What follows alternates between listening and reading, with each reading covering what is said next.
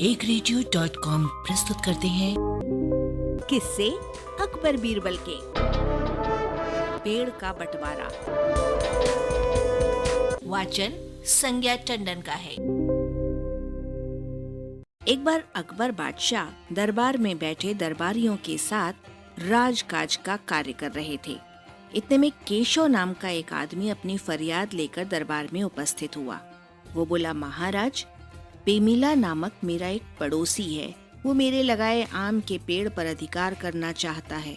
मैं उस पेड़ की 7 सालों से देखरेख कर रहा हूँ। अब आप ही मेरे साथ न्याय करें। इस मामले का निपटारा करने का आदेश बीरबल को मिला। आज्ञा पाकर बीरबल ने दोनों पड़ोसियों को बुलाया और बारी बारी से उनका बयान लिया। केशव ने पूर्व कथनानुसार बीरबल के सम्मुख अपनी बात कह सुनाई। बीरबल ने उसकी बात सुनकर उसे जाने का आदेश दिया। फिर पेमिला को बुलाकर पूछा, क्या वो आम का पेड़ तुम्हारा है? पेमिला ने अत्यंत विनम्रता से उत्तर दिया, हाँ सरकार, वो पेड़ मेरा ही है। 7 साल तक मैंने उसकी खूब देखभाल की और आज जब उसमें फल लगे तो केशव उसे हड़पने की कोशिश कर रहा है। पेमिला की बात सुनकर बीरबल बोले, क्या कोई उस पेड़ की चौकसी भी करता है? मेरी तथा केशव दोनों की राय से एक चौकीदार उसकी देखरेख करता है, पेमिला ने कहा। यह सुनकर बीरबल ने चौकीदार को बुलाया और पेमिला को जाने की आज्ञा देते हुए कहा, इसका फैसला कल किया जाएगा। आज्ञा पाकर पेमिला घर चला गया। बीरबल ने चौकीदार से पूछा, तुम किसकी तरफ से रखवाली करते हो? चौकीदार ने उत्तर दिया, मैं दोनों की तरफ से देखरेख करता हूँ। मुझे ज्यादा दिन भी नहीं हुए हैं, 1-2 महीने से ही यहाँ हूँ, इसलिए मैं ये भी नहीं कह सकता कि पेड़ वास्तव में है किसका। बीरबल ने चौकीदार को वहाँ रहने का हुक्म दिया और स्वयं इस मामले पर विचार करने लगे।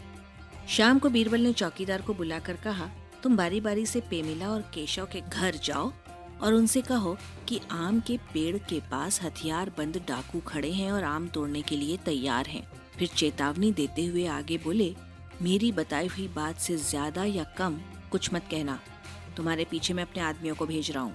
उसके बाद बीरबल ने चौकीदार के पीछे पीछे अपने 2 भरोसेमंद नौकरों को भेज दिया और उन्हें समझा दिया, तुम पेमिला और केशव दोनों की बात सुनना और जो कुछ उनके बीच बातचीत हो आकर मुझे बताना। आज्ञा अनुसार दोनों नौकर चौकीदार के पीछे चल दिए। चौकीदार पहले केशव के घर गया।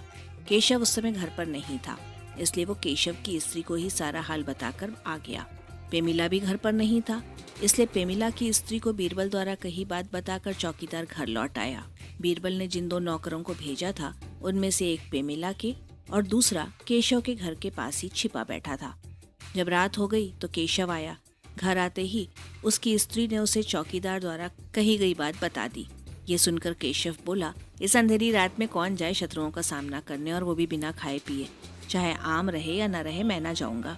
कुछ रुकने के पश्चात उसने पत्नी से कहा, मैंने तो ये सोचा था यदि तरकीब सफल हो गई तो आम का पेड़ हाथ लग जाएगा, नहीं लगा तो न सही, मेरा उसमें लगाई क्या है। मैंने तो सिर्फ पेमिला को परेशान करने के लिए ये षड्यंत्र रचा था। केशव की बात को बीरबल द्वारा भेजा गया नौकर सुन रहा था। उधर पेमिला जब अपने घर पहुंचा तो स्त्री द्वारा आम तोड़े जाने की वही खबर उसे भी मिली। वो बिना देर किए आम के पेड़ की ओर शत्रुओं का मुकाबला करने के लिए जाने लगा।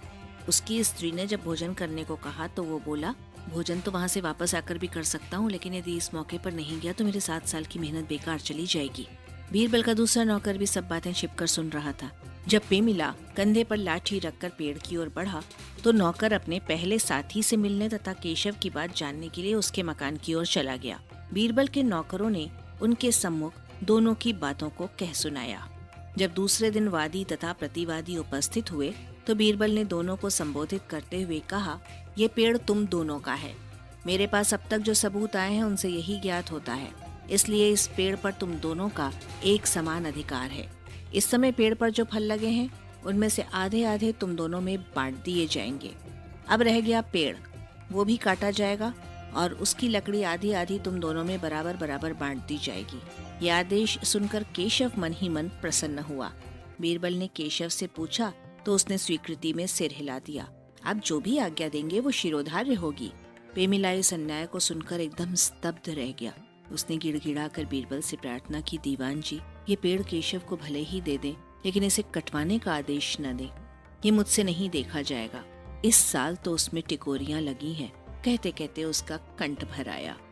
बीरबल को पूर्ण विश्वास हो गया कि ये पेड़ निश्चित ही पेमिला का है। उन्होंने नौकर को केशव की ओर इशारा करते हुए उसे सजा देने को कहा।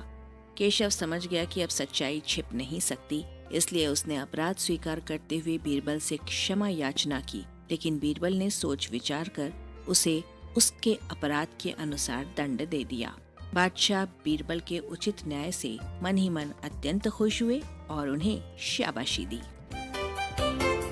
एक रेडियो